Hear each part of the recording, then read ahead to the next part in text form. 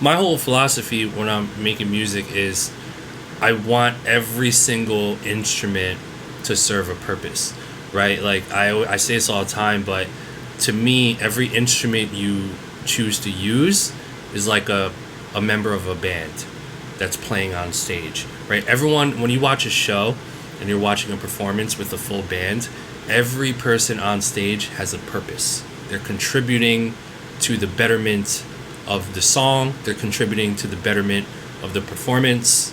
Everyone belongs on stage, right?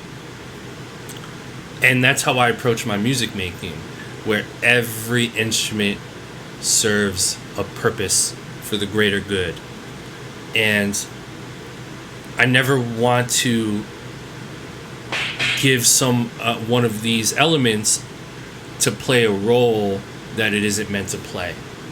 Do you know what I mean? So I would never ask my drummer to like jump on the guitar, or my percussion guy pan to the left. I would never say, hey, percussion guy, pan to the left, can you play piano for a little bit? No.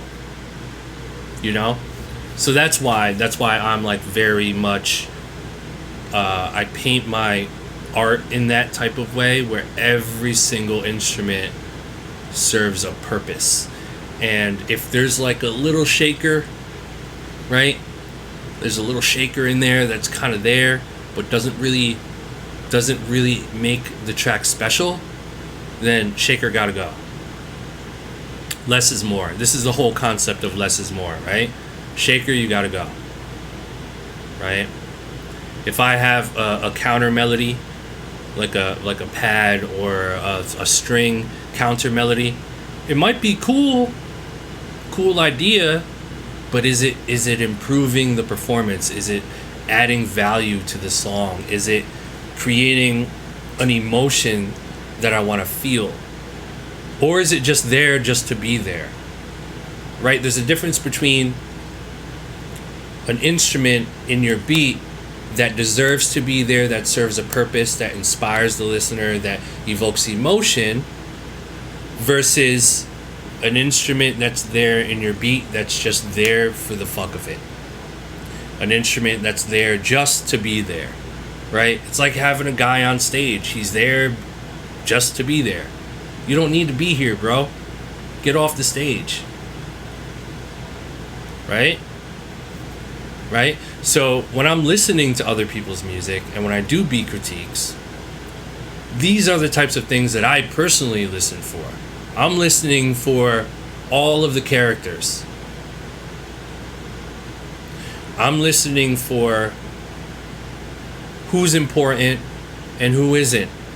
Did this person add this little, piano stab here just to put it in there? Or is that piano stab changing my life right now while I listen? Right? It's very serious stuff. So I'm listening for decision making. What made you decide to put a string in there? What made you decide to put a little cowbell and pan it all the way to the left and put reverb on it? What made you do that? And is that evoking any type of groove or emotion? Does that cowbell serve a purpose? And if it doesn't, you gotta go. You gotta go. Right? So again, that's just a really cool way to approach your music making, is make sure all of the instruments, all of the pads, all of the random cool things, make sure all of that stuff serves a purpose. Otherwise, you're out. That little grunt thing is a distraction. It isn't serving a purpose. Now you also want to make sure you're not avoiding being creative either, right? Creativity, it's feel and creativity. Taste level is a big thing. If you have an underdeveloped ear and underdeveloped taste level and underdeveloped understanding of who and what belongs in the song, then you're going to run into some problems, which is fine. That's like someone playing basketball for a few months and just learning how to shoot the ball. You're gonna suck. You're not gonna be good for a while. But the more you practice, the more shots you take, the better you're gonna be. The more developed ears you're gonna have, the better decision making you're gonna have. The bigger, more impactful type of taste level you'll have. But it's all muscle memory. It's practice. The reason why you guys have seen me construct this album in full. And for me, I've spent so many years, so much time failing forward, trying things. Every genre, trying it.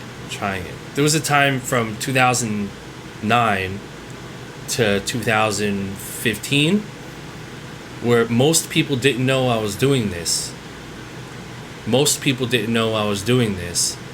But from 2009 to 2015, I was making all pop music, house beats, disco music, major chords, pop, 80s, you know? And I was able to develop a palette for that.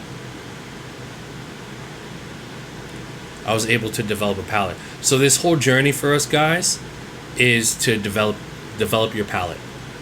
Develop it. It's going to take a long time. Right? I'm at the point now where I'm still learning so much. I still have so much more to learn. I want to learn how to play more instruments. I want to learn different things, how to improve my craft. Always. It's a never-ending learning process. But what I could promise you guys in your journey is this. The more you're willing to try things, the better off you'll be in the future.